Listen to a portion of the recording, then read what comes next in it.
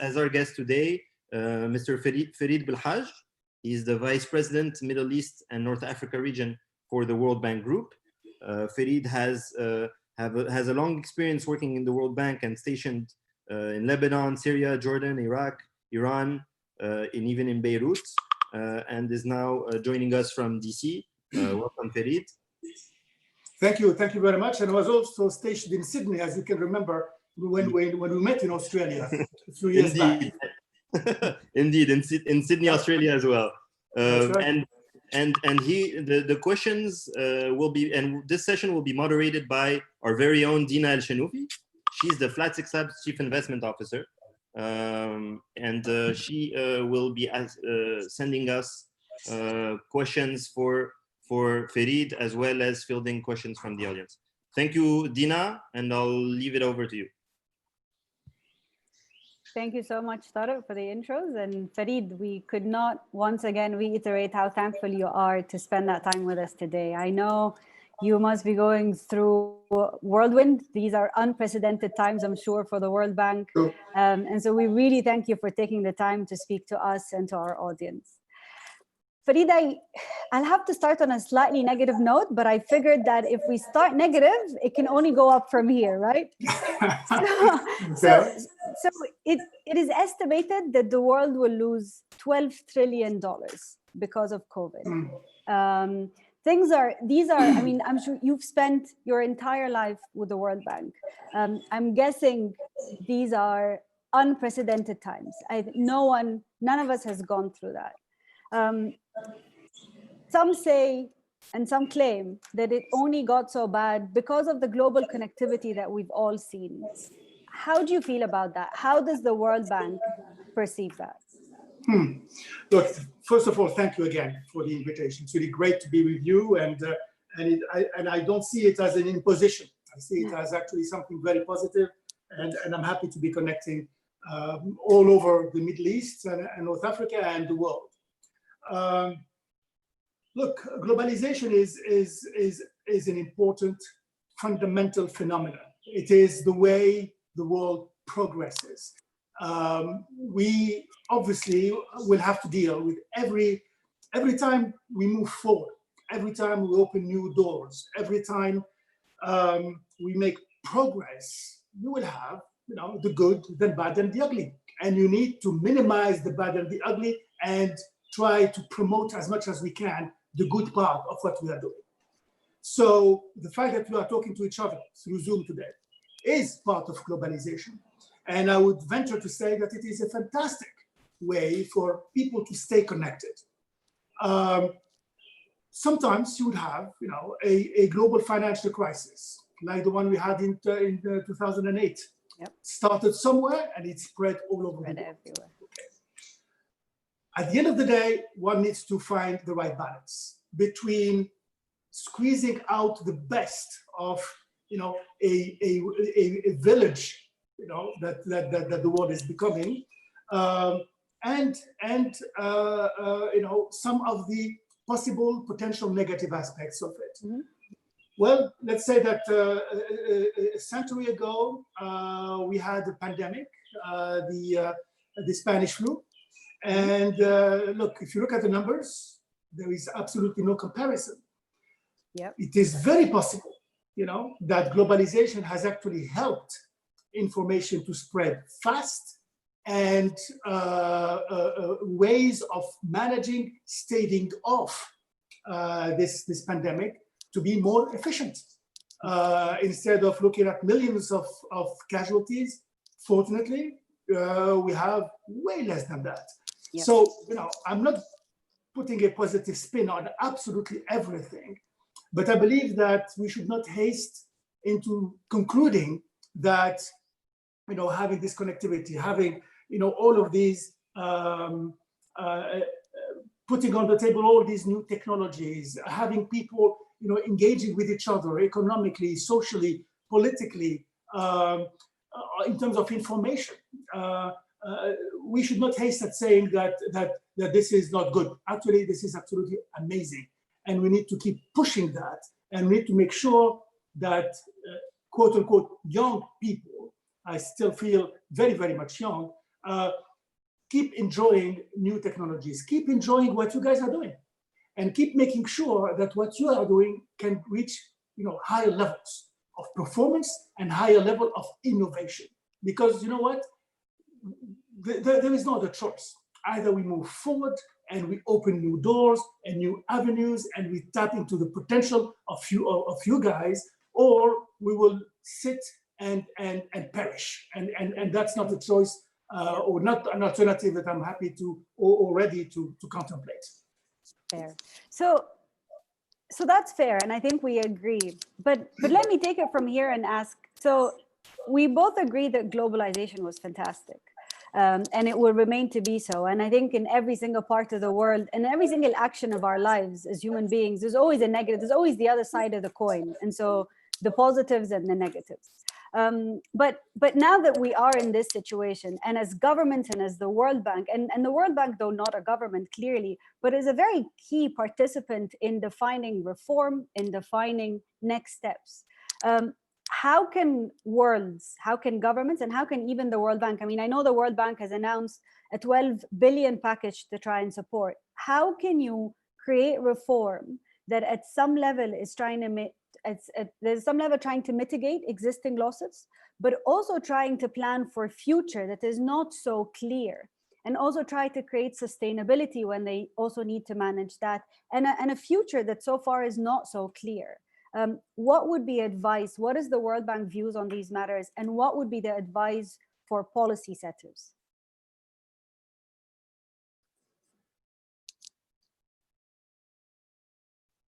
You're on mute. Okay, here we go. I thought Tarek would be the one managing that, but anyway. So what the World Bank is putting on the table is way more than 12 billion. In terms of numbers, we have committed $160 billion.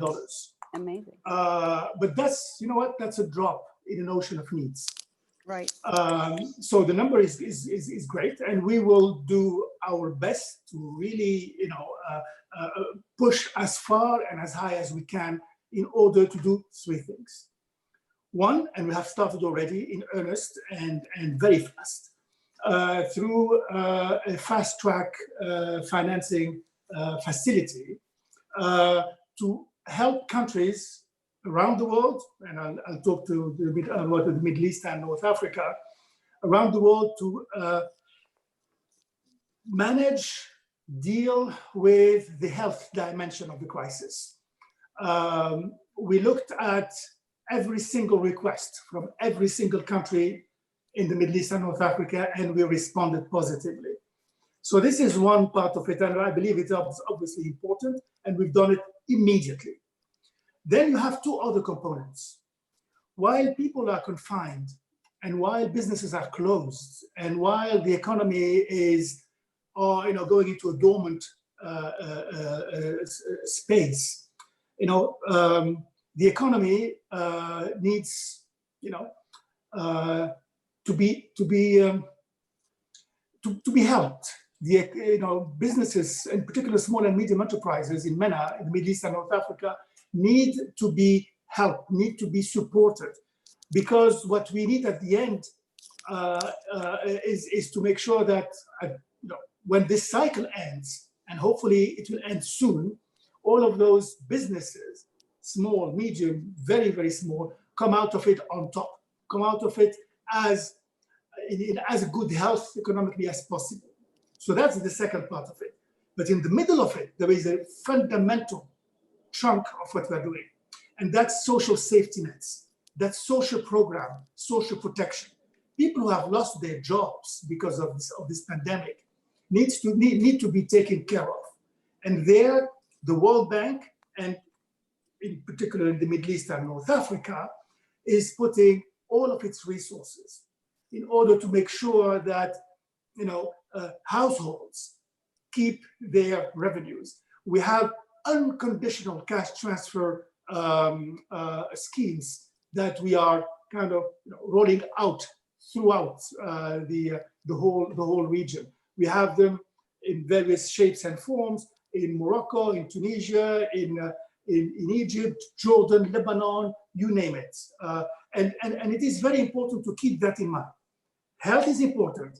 Social safety nets is fundamental. And we need to look down the stretch at, salvaging those small and medium enterprises that constitute the fabric of the economies in the Middle East and North Africa.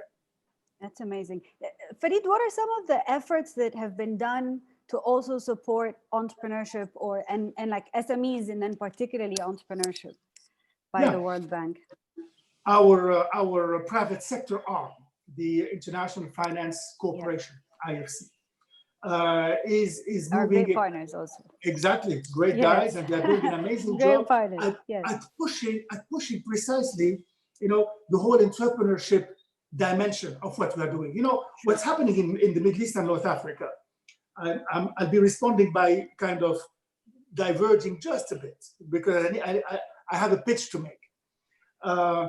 If you look at the majority of our countries in MENA, the role of the state, the role of the public sector is overwhelmingly present.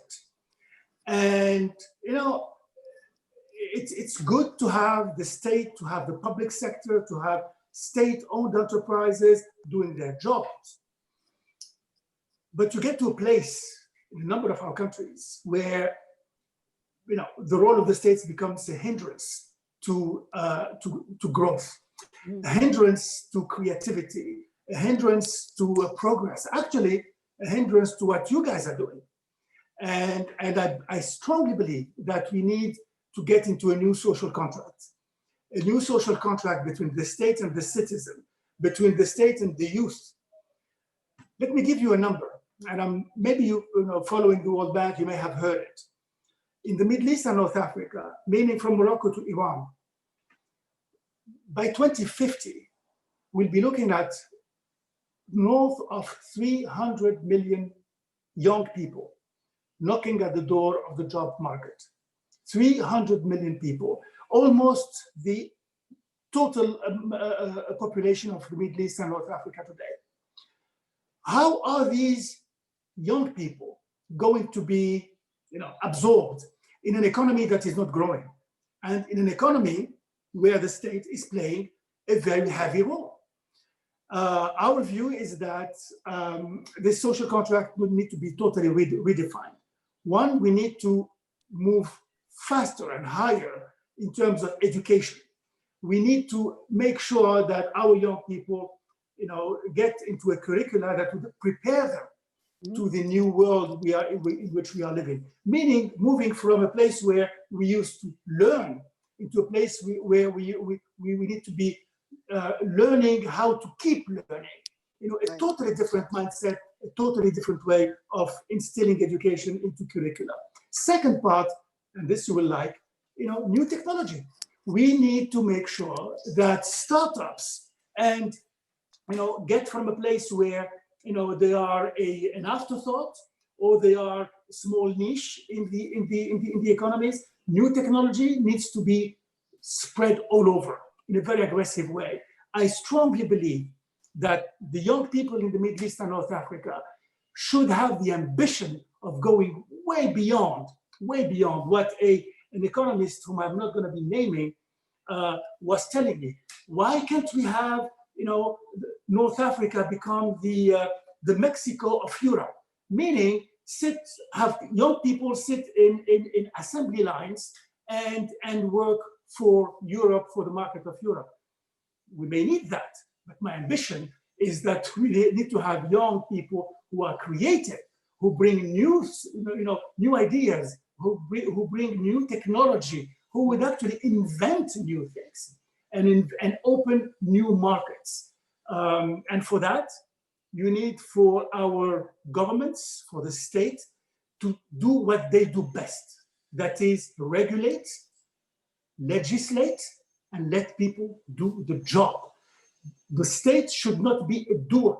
The state should be an enabler.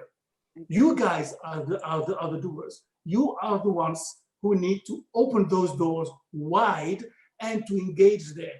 And you know what? As a friend of mine used to say, it's easier to say, oh, sorry, I made a mistake, than to ask for permission.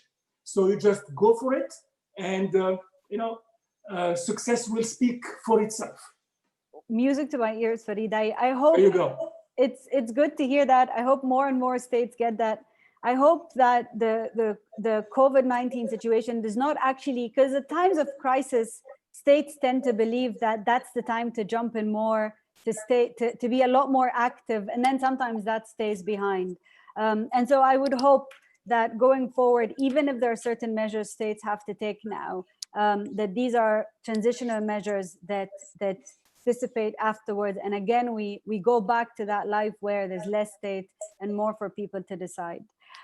So Ferid, you brought it naturally to the Middle East, and I have a question for you. The Middle East, I mean, I looked at some of the World Bank forecasts, and again, I hate to sound negative, but clearly the world is all expected to have major shrinking and depression and a recession, not recessions per se, but there's a lot of, I mean, the forecasts are negative rather than positive.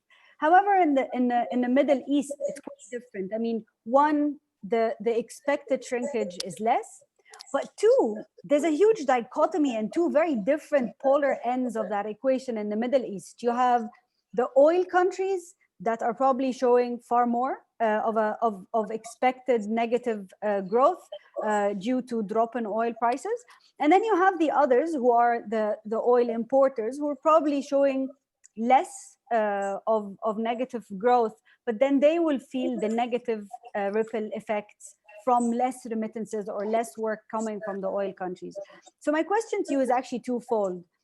Where do you see the silver? I mean, there is a silver lining that the Middle East is doing better than the rest of the world. What would be the strengths that we need to focus on now as a region? And two, how do you see that split in terms of oil versus non-oil countries? From someone who sat on top and having that view, how would the World Bank see that dynamic changing going forward? Or maybe not changing, but how would you want to see it played going forward? If I may say, I'm not sitting on top, I'm smack in the middle of it. so that's the way I see it. Now, I don't know where you read that the Middle East is going to be doing better. Actually, the Middle East is hit by a triple whammy. Okay. It is extremely, the Middle East and North Africa are in a very, very difficult situation right now. We have COVID with all of its ripple effects, economic ripple effects. I mentioned earlier the fact that you have people losing jobs all over all over the place. Businesses were already quite fragile are getting hit. You have the oil crisis.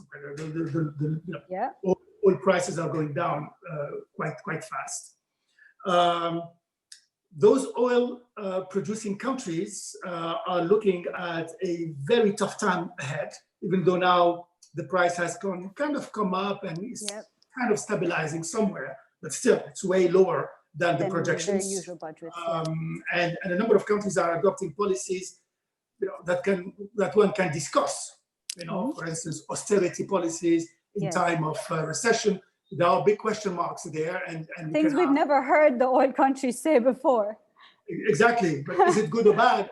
I don't know. I mean, some of our economists are saying that this may not be the time for austerity, precisely when you have this type of crisis. So you have that because of the issues and the problems in the oil-producing countries, and because MENA is very interlinked when it comes to people's movement. Remittances are going down. A number of foreign nationals from MENA, but sitting in the oil producing countries, are seeing their contracts being rescinded or not being renewed. So these will be coming back to their countries of origin, adding to the stress in these countries. A number of our countries, Morocco, Tunisia, Egypt, Jordan, Lebanon, rely a lot on tourism, and tourism is being hit very, very heavily and very, very hard. We are looking at a region that unfortunately is experiencing a number conflicts and violence. You look at Libya, you look at Syria, Iraq, Yemen. the tensions in Lebanon, Yemen, that is.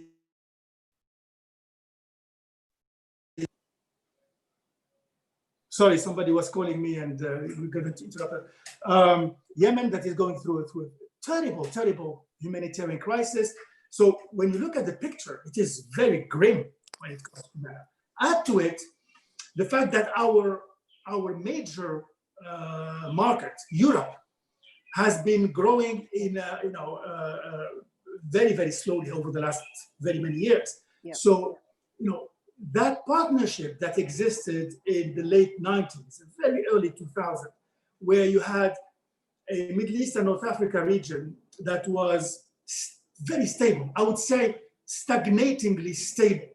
It was stable in terms of no major issues. Of course, we had Iraq and the Palestinian issue, but no, we didn't have the Syria of today or the Yemen of today or the Iraq of today. But that region did not reform. The economies, the countries, felt that they were okay in that kind of an environment. And across the Mediterranean, we had growing Europe, solid Europe. Yep. And that would have been an amazing opportunity. Imagine in the early 2000s, had the MENA region reformed its economies in order to bring them closer to a partnership among equals with Europe, a growing Europe. Today, we would be looking at a totally different set of circumstances. Unfortunately, we haven't done that. And by the way, the responsibility is shared. And Europe now is not growing. So we are really, really in a very, very difficult situation. And that's why, whether it is the World Bank, the IMF, but also a number of other partners need to chip in now and help. This is one, and I'll finish with this. And second, our countries need to learn the lesson that fixing your roof when the sun is shining is the way. You don't fix your roof when it is pouring rain. And today, unfortunately, it is pouring rain. We need our countries under difficult circumstances to move ahead and start with courageous reform policies. They need to do it because, frankly, the world is not waiting for MENA to recover slowly. MENA needs to take care of itself, and our countries and our people need to take care of themselves. There would be nobody would be coming to the rescue. I keep saying that to a number of countries, including my own. Nobody is going to come to the rescue. You need to manage your. No one came so far, anyhow. Yeah. So, what would be the first measures you would ask policymakers to take? Well, as I said, I think the broad picture is the role of the state in the economy. Okay. Broad picture. The slightly narrower picture is to bring about a set of policies that would allow for the private sector to open up and thrive. The third part of it is to make sure that there is contestability in those countries. What do I mean by that? Interesting. I'm not talking about competition. Competition is important. Contestability is even more important because you need to make sure that when you open up to the private sector, you don't get into a place where the private sector itself starts acting like the state of today, meaning, building vested interests and impeding new entrants from getting into the game. For instance, I would hate to see, in this new technology world, to have one or two big companies basically disallowing you from getting into the competition. I believe that it's very, very important to make sure that the legislation, actually, I wouldn't even talk about legislation, the regulations that are framing, what the new technology industry is evolving within. Well, those regulations need to be flexible, need to be adaptable, and need to allow for the young entrepreneur to come in and to be able to compete, and not to be either absorbed in a hostile manner or to be repelled and basically disallowed from bringing their creativity and their new thinking. And this is where, for instance, and I kept mentioning it over the last couple of years, having legislations made to measure for bigger interests, like the Startup Act that Tunisia has adopted a couple of years ago. I think it is not a good idea. First of all, because frankly, it gives the state, the administration, as they say, a huge power on judging who should come in and who should not. Very interesting view. Right. And second, frankly, look, we are in all of our countries in a overly legislated environment. We have laws right, left, and center. Every time we don't know what to do, we adopt a law. We don't need laws. We have enough. What we need are very flexible, adaptable regulations that would allow us to frameworks move as things evolve. Your industry is a fast-moving industry. You cannot, every time there is an innovation, go back to Parliament and ask them to amend the law. It doesn't work that way. You are too fast for it. By the time the law is amended and adopted, you have already gone 10 miles ahead of it. Yeah. So we really need to rethink this whole infrastructure and need to rethink the role of the state in the economy. So you mentioned the entrepreneurs, and I think a lot of our audience today would be that. So let's go to them. Life beyond 2020. I mean, I know from a fact and from dealing with so many of them that 2020 has been harsh on many. It's been a year where some of them had operations completely come to a halt. They had tightness in cash. They were looking to fundraise. They couldn't do it. So it's been a rough year. And I think on entrepreneurs, maybe a little bit more so. What would be the advice to get through 2020 from a perspective of a global or from an economic perspective to startups? And two, what would you want to see of them in terms of innovation or industries that the startups should focus on beyond 2020? If I answered you the way you are asking the question, I would do what I was just saying the state should not be doing.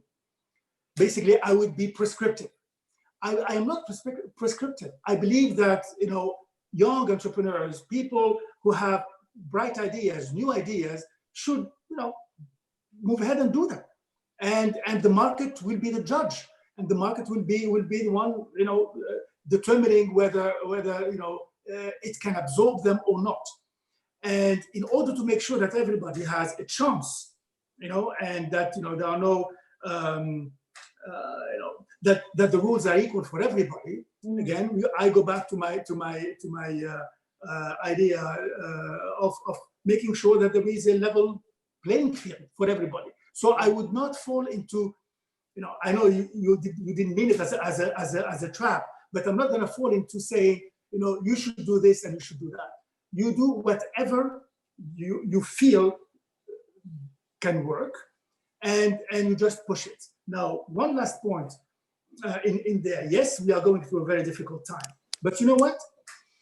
What we see today is the lack of investment in new technology over the last many years have made this crisis even worse than what it could have than what it is. Yeah.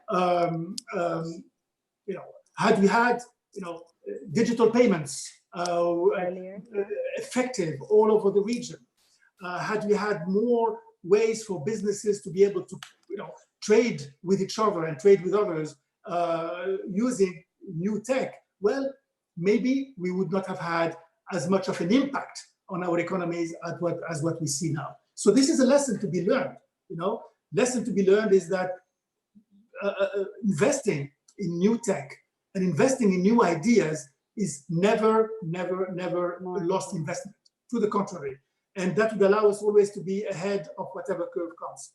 And hopefully, this recovery will be a V-shaped recovery or whatever, a U-shaped recovery, and not a W-shaped recovery as many people have been predicted. So we could have another falling apart of the world economy in a few months. Hopefully not. But whatever we can do to make sure that the Middle East and North Africa region is ready for any unforeseen circumstances down the road. Well, we should do it now. And frankly, if anybody can do it, it's going to be you guys. I have two last questions, and then I'll open it up for the Q&A. Do you feel like more and more governments are actually now, in the Middle East particularly, are more aware of the lost opportunity or even the cost of having not been connected to innovation more in the last period? I feel so, yes, frankly. Talking to a number of government officials, I believe that a number of them are saying that they should have seen it coming. Yeah. Not the COVID-19, but they should have seen coming, a possible crisis, and they should have invested, upstream in new technologies, in new connectivity, so that today we would be ready. So today is actually, maybe it is a great opportunity. As somebody said, let's make sure that no crisis goes to waste. So this is an opportunity for us to, push this agenda of, again, youth, creativity, new technology, and lesser role for the state. And I'll finish with this, that nobody misunderstands me. I'm not saying that the state should disappear. I think the state should be in strategic areas, that health, education, of course, but there's no need to have 100% public health or 100% public education. In energy production, why should the state be producing energy when the private sector can do it? The state can regulate, the state can work on transmission, but there is no need for the state to be producing energy. It costs more than what it should, and it is less efficient. And we see it. Look at all the utilities around the Middle East and North Africa region. All of them are bankrupt. So, why is that? Because the state keeps,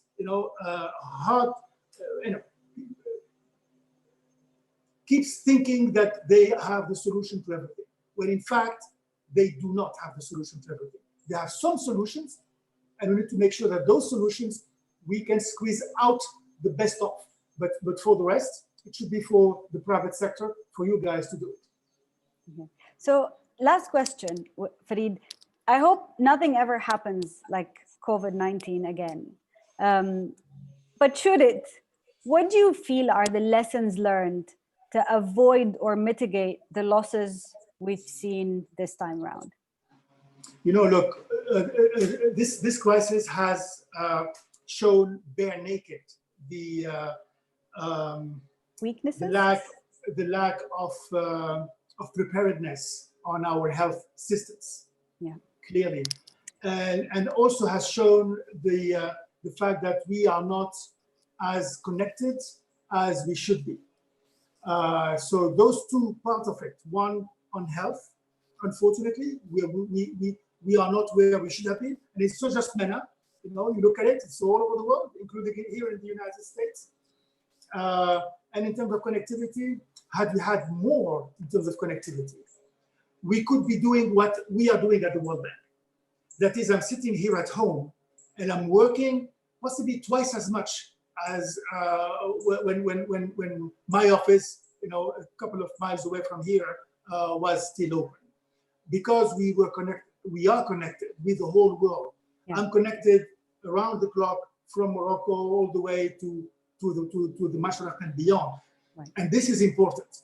And this allows us to keep doing our job and to keep serving the people of MENA. Had we not had this investment in technology and in connectivity, we would have never been able to do it. And I believe that investment is what is lacking in a large number of our countries. Amazing. All right. I'm told that we now need to open up to Q&A. So let me bring up. So the first question is quite interesting. I have Ahmed asking, how would young or innovative people compete with government, dinosaurs, corruption, and nepotism? And he mentions he's speaking from Jordan. Jordan, a country that I love very, very, very much, and I believe that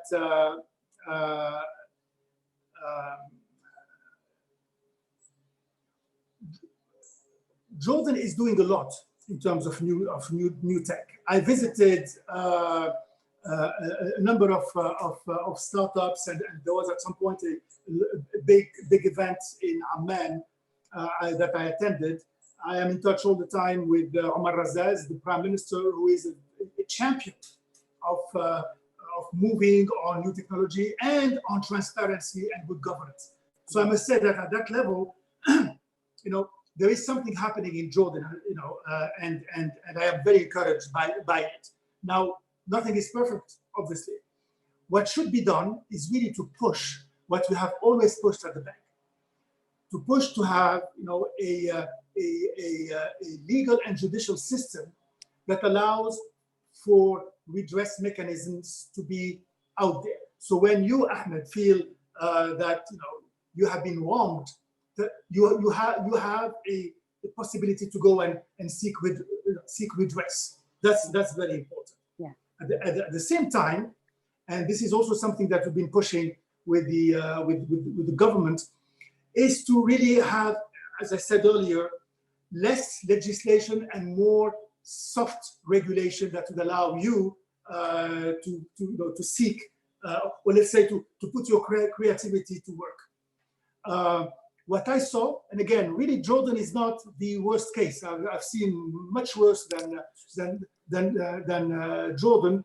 I must say that there are ways of doing it, and I believe that what the bank anyway is trying to do there is to advise the government to just get out of the way when it comes to young entrepreneurs. Let them do what they need to do. And again, frankly, what I see in Jordan is that there is a positive drive towards that. Now, Ahmed may be jumping up and down and saying that that's not his experience, but from a macro perspective, what I see is that things are moving in the right direction. If there are specifics, very happy to engage with Ahmed and to get his query to where it should be going.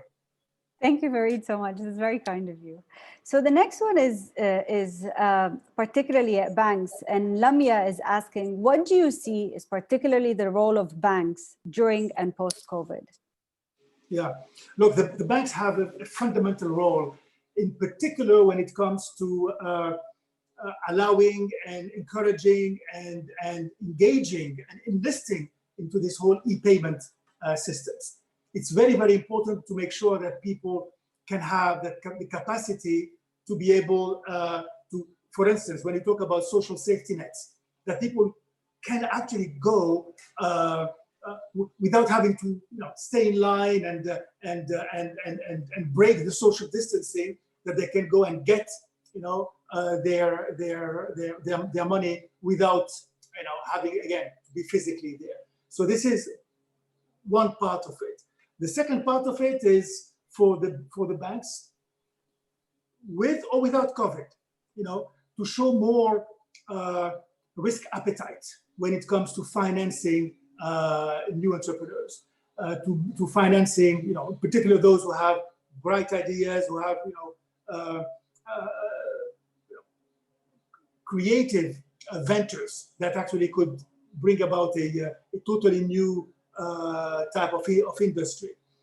Banks should not ask you for your house, the house of your mother and great father, etc., as collateral every time you go and seek financing.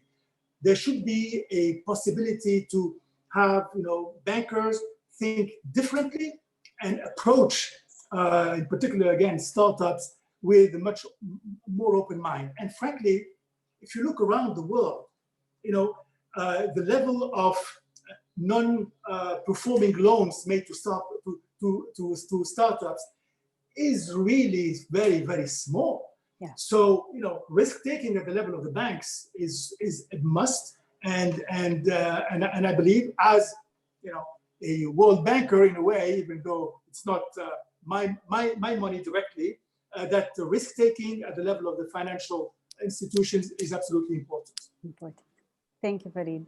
The next question is also very interesting. So there's someone who's asking, Dominic is asking, do you see the orientation of the MENA region moving from looking west to looking east in the coming decade? And do you see any risks to that if it happens? Well, MENA is east and west, Mashraq and Maghreb. So we look both ways, and I think it is healthy. And we also need to look north, and not to forget to look south. The depth, particularly in North Africa, the Africa depth is fundamental. I see what Morocco is doing with the sub-Saharan Africa dimension. What Egypt is doing, amazing stuff. It's very important to make sure that we see the four cardinal points, and we need to be looking all over the place. Now, there is now all this talk about China, etc., which is fine and good, and I believe that MENA needs to be open to all type of dynamics and economic opportunities. At the end of the day, the issue will be an issue of values and an issue of how confident are we, or are you as young entrepreneurs in engaging with countries that countries that less. There will be, I'm sure, some cultural dimension to it. Absolutely. This said, I spent a few years of my life in East Asia and the Pacific. Well, huge opportunities are open there as well. So, in my view, we should not be either or. We should be all of it. Wherever there is an opportunity, we need to move ahead and catch it. Someone is asking, how can World Bank boost startup investments in MENA directly or indirectly? We are doing it. We are doing it through a number of IFC projects. So wherever there is an opportunity for us to put to take a stake in a startup, we try to do it. We also are being the advocates, for new technology and startups. I'll give you an example. Last time I was in Algeria, I had a very good conversation with a large number of startups, and frankly, absolutely impressive. Absolutely impressive. And this is a place where the state plays a very heavy role, and where the socialist mentality is still very strong. Well, these young kids were doing amazing stuff. At the end, when I asked them what could the bank do to help, one person told me something that I would never forget. He said, can you please tell the state, the government, to get off our back? That's basically it. Let us do our job, and we will be performing, and we will make sure that things go the right way.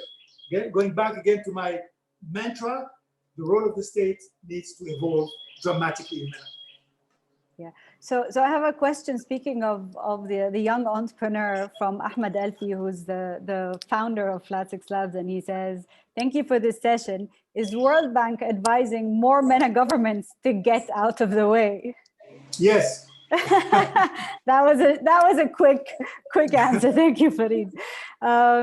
So there's another question that is about the World Bank role, which says, what is the role of the World Bank in post-COVID financial support needed for countries, especially when it comes to sustainable support that adds the country's capacities to be able to face such pandemics in the future with a more solid basis?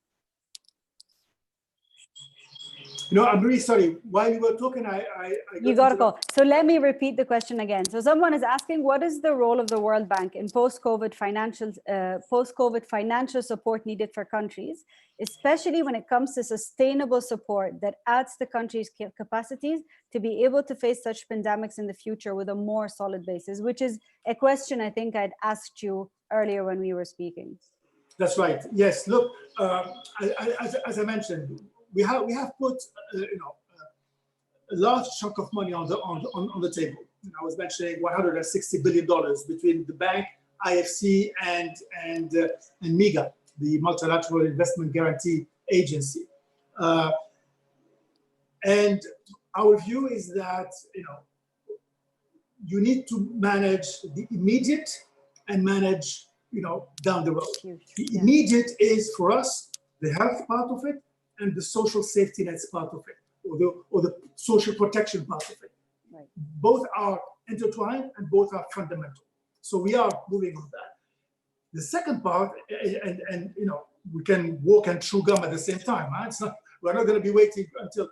So the second part of it is, and we started it already, is we need to put as much as we can on the table to help small and medium enterprises manage, weather this crisis. And our hope is that, and I was actually in a good call yesterday with one of the ministers of finance for MENA, who was asking me and telling me that it's good to help on COVID-19. What is going to be better is really to help on restructuring the health sector in his country. And that is true all through.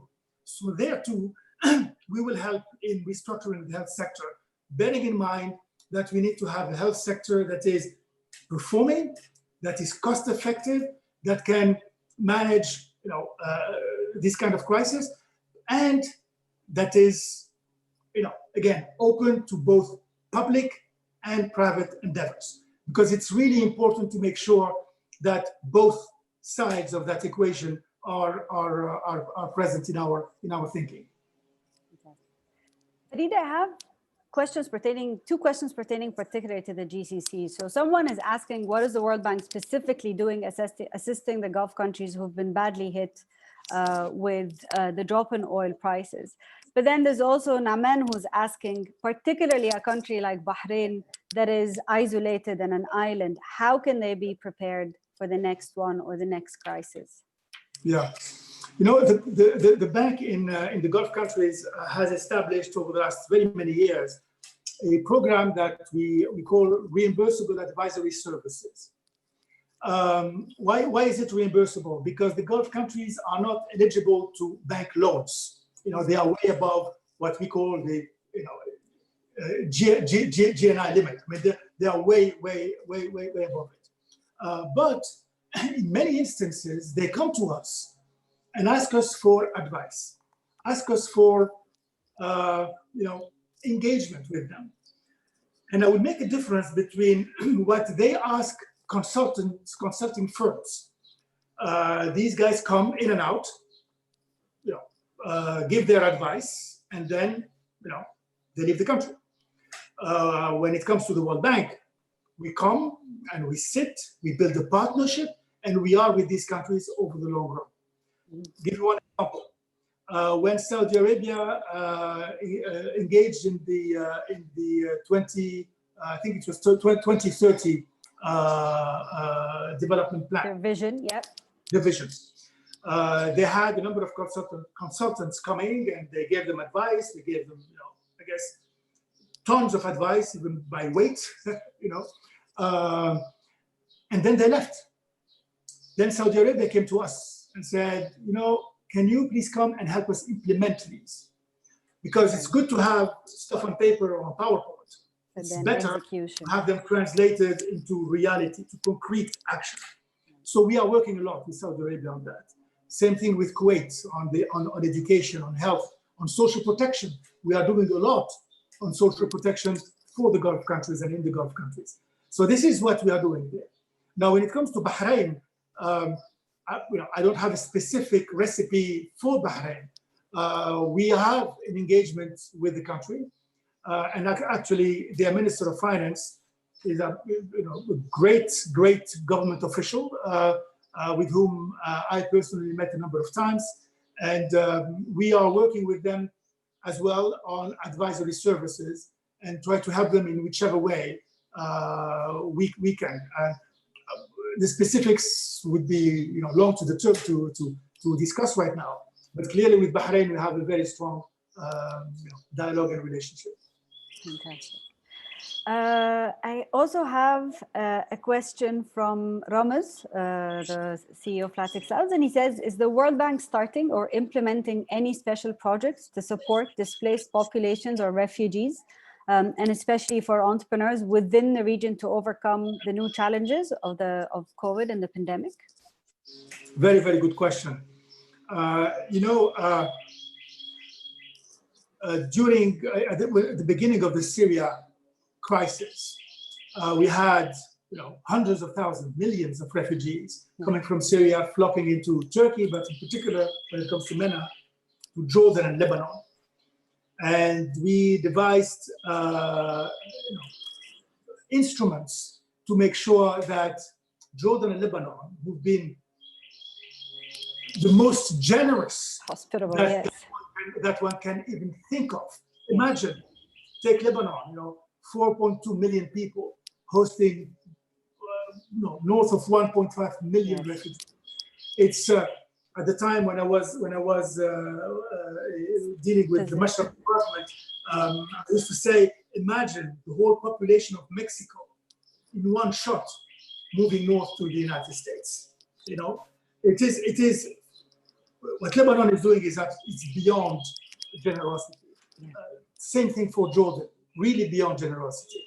So what we try to do is to make sure that we would give assistance and support to the refugees, but also very, very much to the countries, Jordan and Lebanon, to the hosting communities. What we saw is that in those movements of population, you had everything.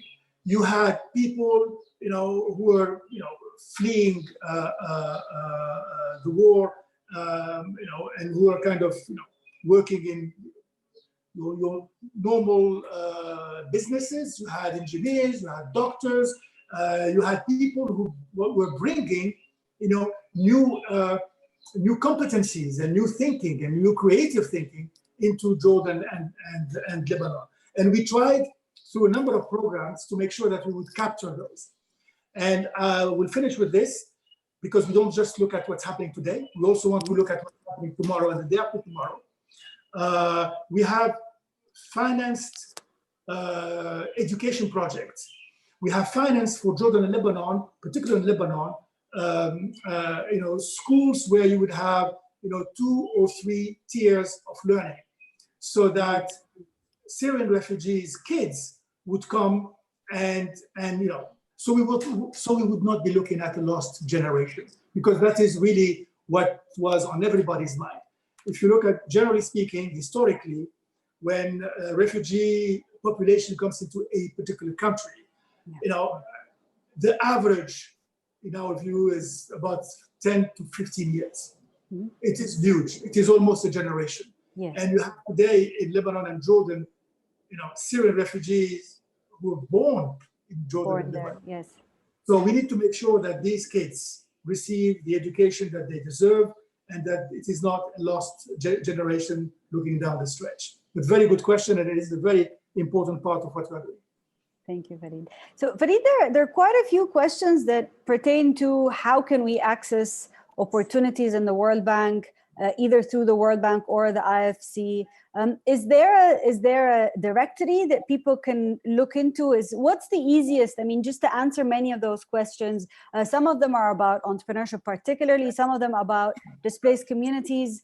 What would be your advice for people, just individuals, to find out what are the opportunities they have through the World Bank and the IFC? Yeah, look, there are many opportunities. Don't send me your CV directly. That's not gonna work. But we have a number of programs. One is the Young Professional Program, which is the most popular one, and people apply to that program, and basically the vast majority of the managers today in the World Bank are coming out of that particular program. It's a program that was put together by one of our former presidents, Robert McNamara, and it is a very, very important and very sought after program. Then you have, go on the intranet and you look at the vacancies. That's also something that would be interesting to look at. Third, and I believe this is a very important one. In MENA, we have a large number of very, very good, talented, educated young people. And we have offices in Morocco, in Tunisia, in Egypt, in Jordan, in Lebanon, you name it, in Iraq. It would be very important to take a look at the job opportunities in those offices, because this is where I believe that we should be squeezing as much as we can out of the capacity of MENA, the young people of MENA, to join the World Bank in the field and not to come and sit in Washington. That's fantastic news. But Ferid, I think maybe I misquoted the question. I think the question was to how to engage with opportunities for businesses, like for entrepreneurs that want to look at programs, or SMEs that would like to look. And there's quite a few about sustainable projects, quite a few questions about like sustainable projects, particularly, or energy projects. How would people be able to easiest find the support programs of the World Bank and the IFC? Yes, no, that's a good question. I'm sorry, I didn't catch it that way. No, it's my bad, yes. The best way to do it is through our projects. So if we have an SME project, to look into it and to see what would be the opportunities. Or through projects, I don't know, if you have an education project, for instance, and that project has, as part of its components, an e-learning dimension. Right. Well, it would be interesting for a particular SME to bid for a contract for that kind of a project. That's the way I would see it. So one needs to be on the lookout for all of those advertisements that the bank does when it comes to its projects, looking for consultants or looking for contractors to work on those projects. Okay. Unfortunately, so many more questions, and I apologize if I took from the questions time, but it is unfortunately towards the end of the hour. Ferid, thank you so much for your time. It's been absolutely lovely.